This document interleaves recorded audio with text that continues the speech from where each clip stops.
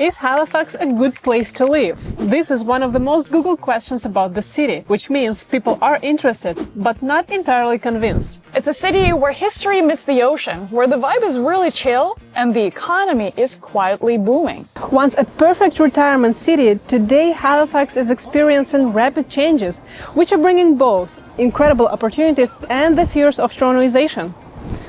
So today we're going to tell you everything you need to know about Halifax. We will discuss the history and how it influenced what the city is today. We will talk about its culture and vibe, and of course economy and job opportunities and the cost of living. So grab a cup of Timmy's and let's go explore Halifax together.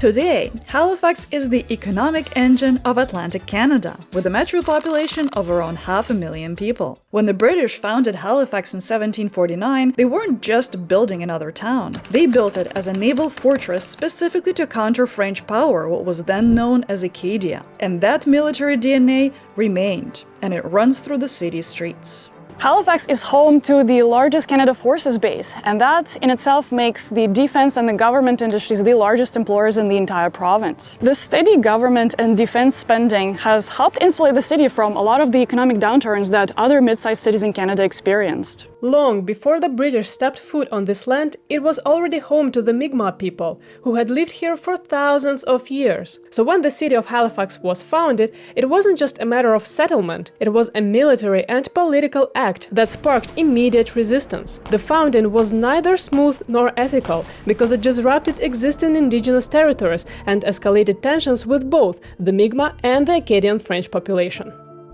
When you look at the city from above, the first thing you instantly notice is the star-shaped citadel fortress overlooking the harbor. The city was once a military stronghold, but today it's a reminder. It's a reminder that the city was shaped by a lot of conflict through centuries, but it's also a symbol of resilience, reinvention, and reconciliation. As you walk through Halifax today, you see echoes of the colonial buildings, stone walls, and cozy street layouts. And all of that coexists with a deeper indigenous culture, with the Mi'kmaq art installations and multicultural festivals. We really loved how nicely the history is being preserved here, while the new history is being created by younger generations. After 1749, the city didn't just grow, it actually experienced wave after wave of people coming here for a better life or for a new beginning. And each of the peoples who visited here have left its mark on the city too. The Loyalists, who fled the American Revolution in 1784, helped shape the city's institutions and identity. You can trace their influence in Halifax's street names: Barrington, Hollis, Argyle. Even King's College, now part of Dalhousie University, has Loyalist roots, who sought to preserve British values and systems in the new land. Then came the Highland Scots, escaping poverty and displacement from the Highlands. Their legacy lives on in the sound of bagpipes and parades. Gaelic culture, once fading, is now quietly returning in signage, shops, music, and renewed pride across the province, especially as you start moving towards Cape Breton. More on that part of land in just a bit. And after the War of 1812, about 2,000 black refugees, many of them formerly enslaved, arrived in Nova Scotia, with some settling in Halifax. Their presence shaped neighborhoods like the North End. Look, but all these settlements aside, I think one of the most moving stories, at least for me, is the Acadian story. These French settlers had lived in the Maritimes for over 150 years, creating incredibly fertile farmland through innovative diking systems.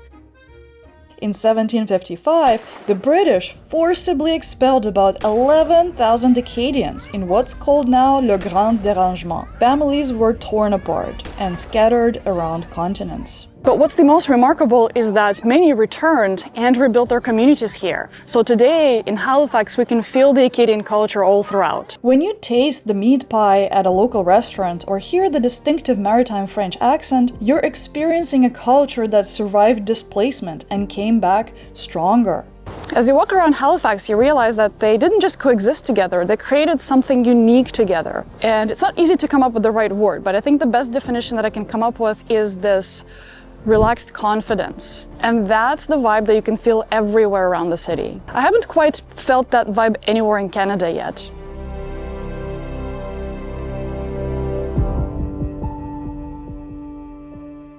Another thing that the city overlooks is a beautiful harbor, and it's a primary attraction spot for many Haligonians. It's one of the largest harbors in the entire world, and it's completely ice-free all year round, which naturally made it a perfect shipping hub from day one.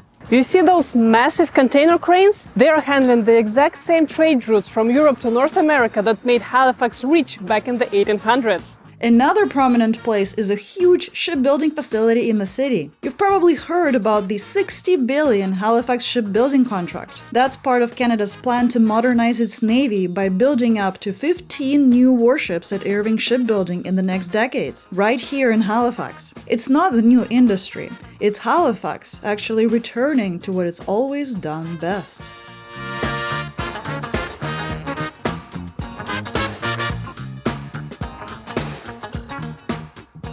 Most North American cities have their Great Fire, a dramatic blaze that happened a while ago and wiped out everything old, but gave rise to something new. But Halifax experienced something far more dramatic.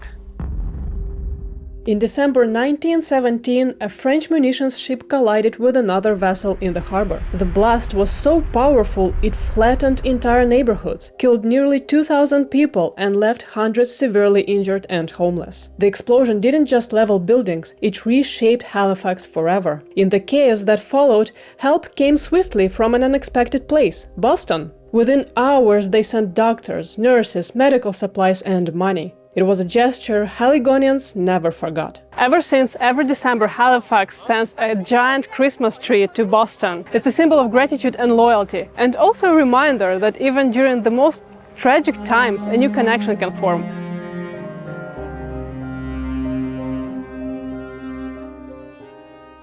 Another tragic story that Halifax is connected with is the sinking of the Titanic.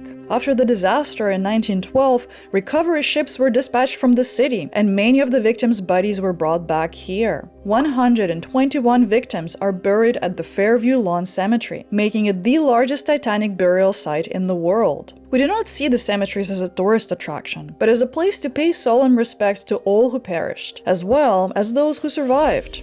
A visit to these sites can be quite emotional, given the extent of the tragedy, so we were honestly surprised to see organized tourist groups here. Look at this layout of the tombstones. It looks like they outline the bow of a ship. 1/3 of the graves have never been identified, and their markers contain just the date of death and the marker number. In the beginning of the 21st century, modern DNA analysis has helped identify several of the victims, and their markers were updated with names.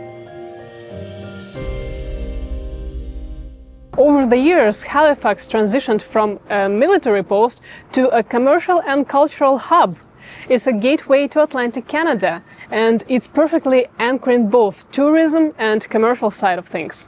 All this rich history and the people of the city of Halifax created this so-called Maritime way, and you can feel it immediately when you're in the city. People talk differently, they walk differently, they smile differently. The pace of life is just so different here, and it's a very kind and welcoming community. You know, for a city with a population of just 500,000 people, Halifax is much more exciting than you might expect. The Neptune Theatre, one of Canada's oldest professional stages, hosts everything from Mamma Mia to bold new takes on local stories. Then there's the Halifax Central Library. With its award-winning design and gorgeous rooftop views, it's become much more than a place for books. On any given day, you might stumble into a tech meetup, or an author talk, or a packed concert in the atrium. We caught Chinese opera performance, something we would never expect at the library. And tucked away just a few blocks away is the Art Gallery of Nova Scotia, that holds over 18,000 works, from indigenous carvings to bold Canadian canvases and global contemporary art. You can sail in the morning, hit a patio for lunch, and then catch live music at night, and all within walking distance. But if you feel like escaping the city during summer, make sure to visit Highland Games. The most famous are the Antigonish Highland Games, the oldest continuous Highland Games outside Scotland, running since 1863, with caber tosses, bagpipes, traditional dancing, and plenty of tartan. It's a powerful celebration of Nova Scotia's deep Scottish roots and community spirit. But if the city life is not for you and you prefer the sound of sea waves to huge crowds of people, then you would love Cape Breton. It's a sanctuary for nature lovers, and that's where we're headed next.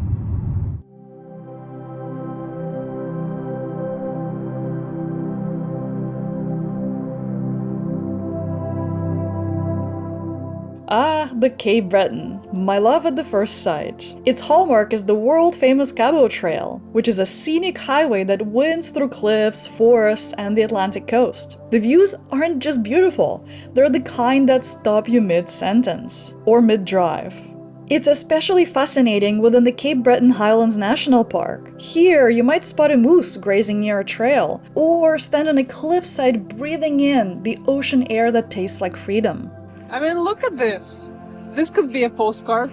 This could be a postcard. Every view is postcard perfect, but at the same time, it feels very wild and untouched.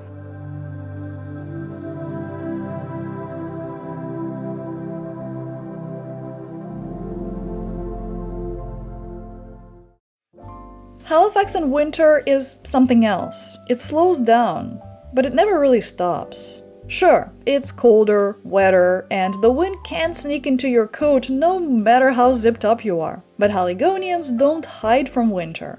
They've made peace with it. The public library turns into a cozy second home. Theater season kicks into full swing, and the city's pubs come alive with music, storytelling, and hot food that warms you from the inside out. And because tourism quiets down, winter is actually one of the best times to explore Halifax's food scene without breaking the bank.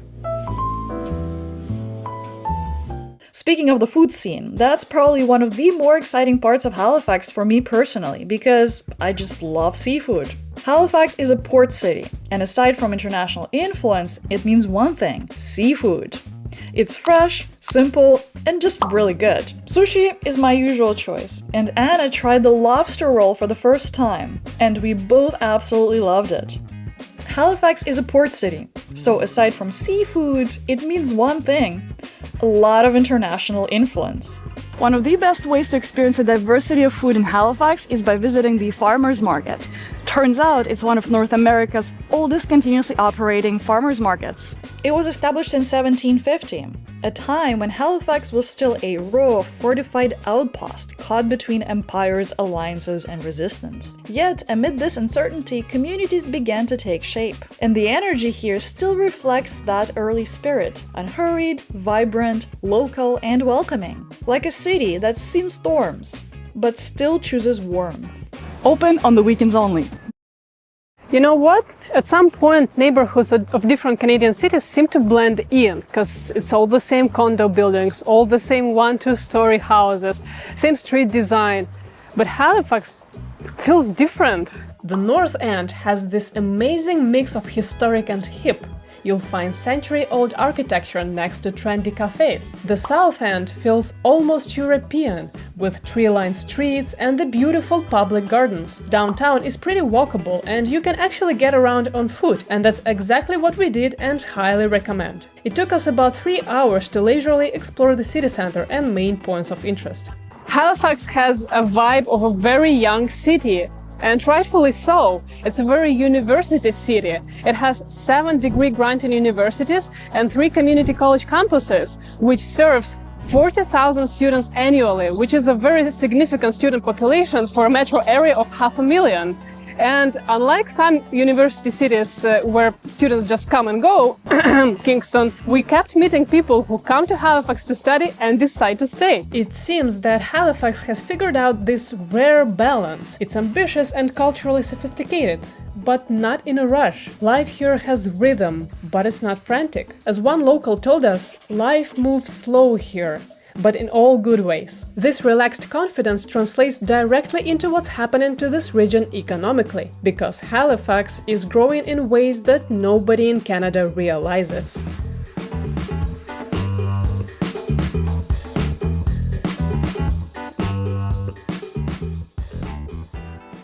We came to Halifax expecting a quiet, maritime city with good seafood. What we found was more impressive than we expected. Halifax's tech sector has seen a 60% growth over the last 5 years, and CBRE ranked Halifax 5th in North America's up-and-coming tech talent markets in 2024. IBM opened its first Canadian Client Innovation Center in Bedford in 2013 and has grown from 65 to 700 employees. And an even bigger story is Cognizant. They've become the largest IT services employer in Atlantic Canada, with over 1,000 employees and plans to double its workforce.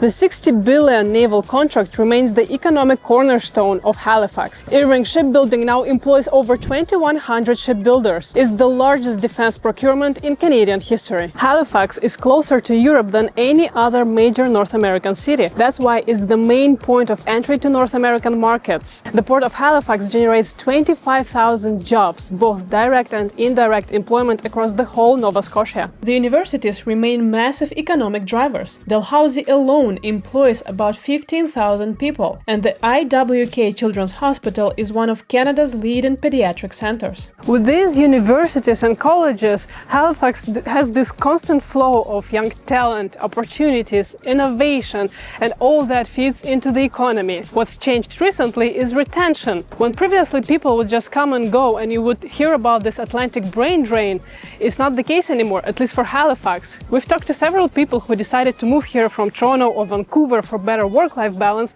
or students who came here to study and decided to stay. So Max, you could run your business from practically anywhere in Canada. Why are you still in Halifax? I think what's been very helpful is the ecosystem that Nova Scotia has created for businesses like me, where you don't need to be a huge company like Google to stand out in Toronto. Places like Halifax, I feel, have enough support for smaller players like myself that make us big eventually. So Halifax has grown really quickly since the pandemic, or at least changed. What have you noticed? I think the city has become way more diverse and multicultural. The growth has been substantial. Some levels of government aren't on the same page, even when it comes to simple things. So I think it's important to recognize that if you put the bigger picture first, not just your small street, your little bubble, but if you put the entire province first, eventually everybody benefits from it, and you grow to become something like Singapore, a small place, but so much economic impact on the world. But at the same time, do we have enough doctors for everybody? No. Do we have enough housing for everybody? No. So what happens when the demand is higher than the supply? The prices become the same as Toronto. Let's talk about what living in Halifax actually costs, because this is probably what you're most curious about. Okay, let's get real, because the story of the affordable Halifax has changed dramatically over the last 3 years. Current rent reality is that a one-bedroom apartment in Halifax would cost you on average $2,000 per month, or $1,700 if you choose to live in Dartmouth. Good news is that since spring this year, tolls are no longer collected on the Halifax Harbour bridges. Bad news is that finding an apartment for rent is difficult even if you have the budget for it, since the demand exceeds the supply. For comparison, pre-COVID, you could get a decent one-bedroom apartment for around $1,200 in Halifax. For buying, the median home price is over $600K. Yes, it's still lower than Toronto or Vancouver, but it's much higher than it was just 5 years ago, and the locals are super frustrated about it. At the time of recording this video, daily expenses from Nambio show a family of 4 would need about $5,300 monthly for everything except rent, while a single person would need about $1,500. This makes Halifax about 6% less expensive than Toronto, with rent being 19% lower than Toronto. So you're still getting some value, just not the bargain that it once was. On the screen, you can see cost of living comparison with other cities like Vancouver, Montreal, Calgary, Winnipeg, and Saskatoon. But here's the catch. Middle class in Halifax pays the highest income tax than anywhere in Canada. Nova Scotia has a small population, but the proportion of older population is high, so you will feel the tax bite immediately. Combine that with 15% sales tax, and suddenly Halifax doesn't feel that much more affordable. Add higher than average utility costs, and locals are feeling the squeeze. And now that you know about all the city has to offer and what it costs to live here, let's talk about some struggles the city is currently going through. Housing dominates every conversation. Apart from being super expensive, the rental vacancy rate is about 1%, so people describe apartment hunting as genuinely brutal, and more people choose to live in Dartmouth instead. It's just a 10-minute ferry ride away and you're in a quieter, less touristy residential place. But it's also a typical North American city without any special charm. Healthcare is the big ongoing challenge. Over 10,000 Nova Scotians don't have family doctors. More physicians retired than opened new practices in the last 2 years. Everyone goes to the hospital for everything. There are no walk-in clinics here. So if you're moving to Halifax, I would honestly suggest you get on doctors' wait lists as soon as possible and register in Virtual Care Nova Scotia for online appointments. Climate is one of the favorite topics to complain about anywhere in Canada. And since Halifax is a coastal city, it's of course wet, windy, and weather can be very unpredictable. Winters bring serious snowstorms, freezing rain, and gusty winds of the Atlantic, while summers are milder and more comfortable than in much of inland Canada. The weather in Halifax is so weird. When the sun is out, it's unbearably hot. But when the wind blows, I want to put my jacket on. So it's always in the middle, like you don't know, are you comfortable or are you hot or are you cold? I know it'll take time to acclimatize and get used to it, because I see people walking in shorts and they're fine, but not me right now. I came here after the heat wave in Ontario and it feels chilly in here compared to Ontario. And it's July. What are your tips to dress well in Halifax? Let us know in the comments below. Halifax is currently in a weird limbo state, trying to catch up with population growth. And here is something that perfectly captures the Halifax's contradictions. You can fly direct to Paris, London, or Frankfurt from the international airport, but good luck finding quick, frequent, efficient public transit that can get you anywhere around the city. Residents report frequent cancellations and delays. Some residents even joke that they're being forced to buy a car, since they cannot afford losing so much time due to poor public transit. And then they start complaining about growing traffic jams. You know, the usual vicious circle of North America. Which is really unfortunate, because that's one thing that we noticed about Halifax. It's less car-heavy and most of the core Halifax is pretty walkable. There are signs of bike lane infrastructure being developed. But locals say that implementation has been slow and noted poor quality and design. We also saw bike and scooter sharing stations, which can be a great way to get around downtown. So overall, Halifax is big enough that it's globally connected, yet it's small enough and the basic infrastructure struggles.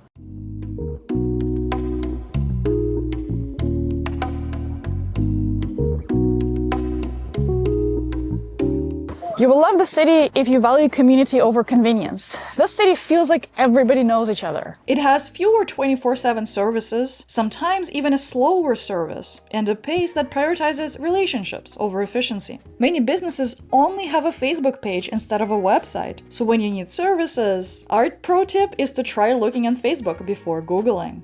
If you're moving or traveling here, keep in mind that there is a lot of gray market and services that prefer cash as payment. Given the high tax in the province and weak reinforcement of some regulations, the gray market is more prevalent in Nova Scotia than any other province. I think you will also love the city if you value work-life balance over maximum earnings, because the tax is higher, earnings are lower, but locals say that the quality of life makes up for it.